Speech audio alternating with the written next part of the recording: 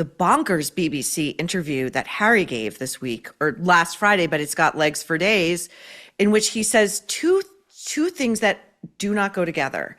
He implies that the British royal family had something to do with Diana's death, that they would like to see grievous harm, we know what that means, come to Harry and Meghan and their two small innocent children, and also that he would love to get back in. Would love nothing more than to get back in. Yes, this is why I love you, Maureen. Doesn't everyone love The Nerve? I genuinely love the show. I have not missed one. Thank you. So you're right. They're not, these two things are incongruous. And because one of them, and that means one of them is not true. And the one that is not true is his desire for reconciliation. He does believe all those things. I think he actually does believe them. I think it stems back to his childhood trauma, which was genuine at the loss of his mother, the way she died. And unlike William, who also had the same trauma and was only a couple of years older than Harry, dealt with it. Like, he dealt with it and went on to have a relatively, it looks like from the outside anyway, healthy family life in his own, created family. And Harry has not been able to get over it. And I almost think like the way, if your parents abuse you, you'll marry an abuser. Like there's something psychologically that makes you like need a redo over and over, hoping for another outcome. He's like, with the way he talks about something happening to him or Meghan, it's got like a hopeful tinge to it. You can sense he almost wants something to happen so that he can be like, I told you, see? It's my mother all over again. Like, he needs it. Like, he needs to feel special. He needs to feel under attack. She does too. I mean, they create these fake dramas around them to try to, it's almost like, Maureen, I remember when I was a little kid, I might have broken a toe.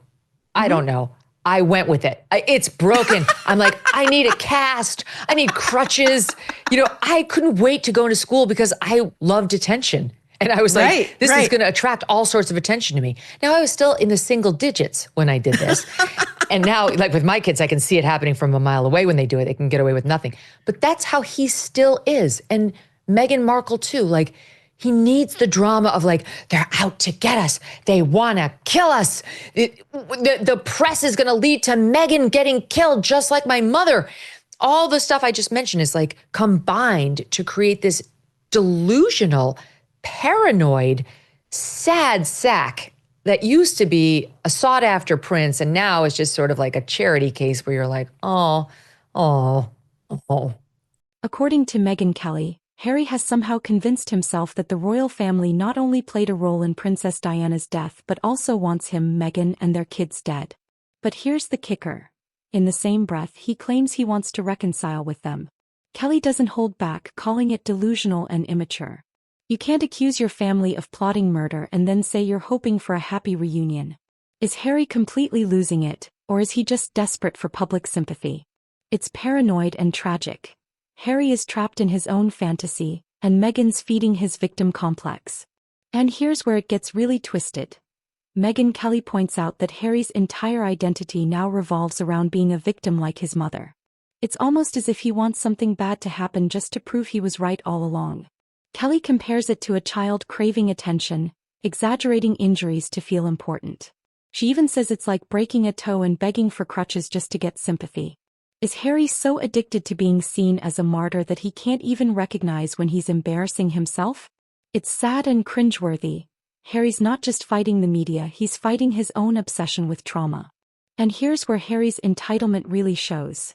He's demanding royal security even though he's no longer a working royal. Megyn Kelly reveals that the late Queen Elizabeth offered Harry accommodation at Buckingham Palace with full security anytime he visited the UK. But Harry refused, demanding private security with armed guards, something even major celebrities like Taylor Swift and Tom Cruise don't get when they visit.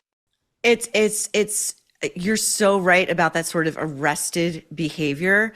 I think William, one of the healthiest things he did, part of him falling in love with Catherine, Princess of Wales, I really think had to do with her family of origin. And they were intact and they were loving and they seemed to have a very healthy, emotional sort of relationship amongst all of them. And he was very attracted to that. And I think he found that normalcy and that groundedness and the things that, he was maybe lacking given his birthright. And Harry, meanwhile, was just left to stew in it. And I think the thing too that you're saying is so right on, and it's so perverse because like in that BBC interview, he was bragging that like on the threat hit list, he's number one.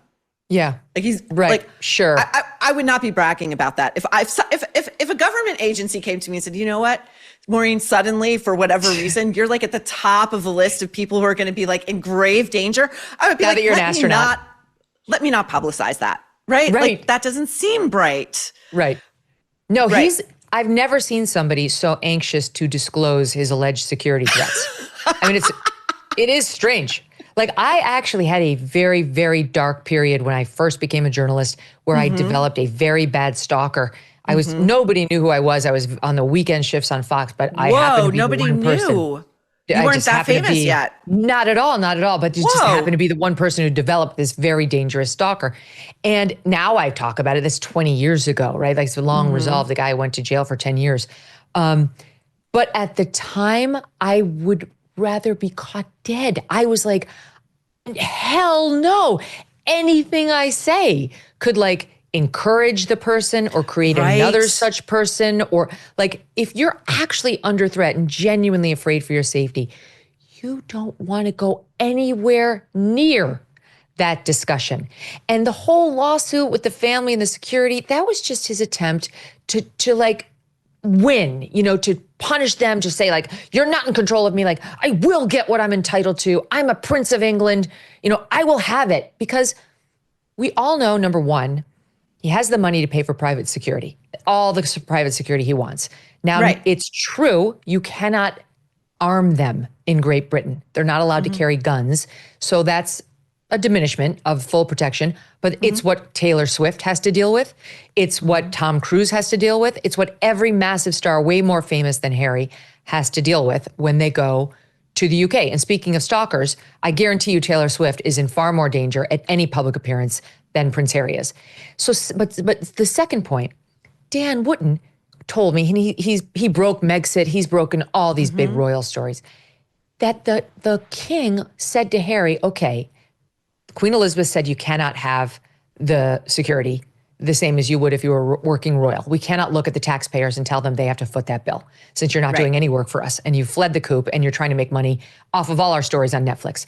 But whenever you come here, you can stay in Buckingham Palace and you will get all the security that comes with that. And Harry refuses to do it, even though, Maureen, no one's in Buckingham Palace.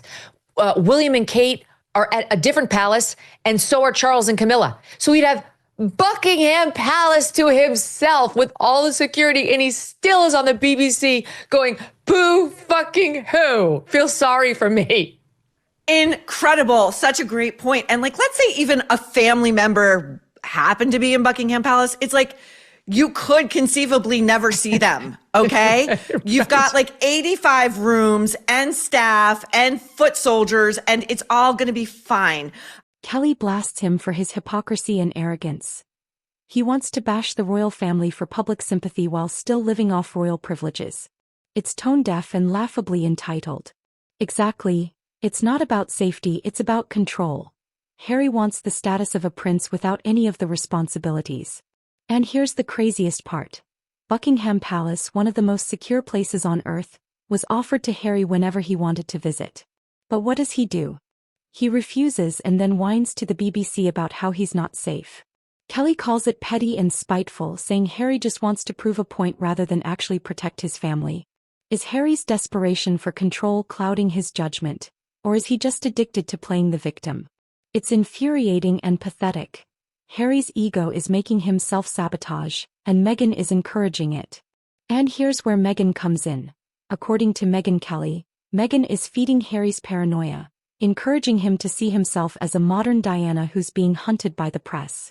Kelly says Meghan's Hollywood mindset has convinced Harry that every minor inconvenience is part of a grand conspiracy. Is Meghan using Harry's trauma to boost her own victim narrative, or is she just as delusional as he is? Alright, that's the explosive breakdown of Prince Harry's delusional security demands, Meghan's toxic influence, and why even Megyn Kelly is calling out their insanity. If you think Harry has completely lost touch with reality, hit that like button, subscribe for more uncensored royal drama, and drop a comment below. Is Meghan manipulating Harry, or is he just too far gone to see the truth? Let me know what you think.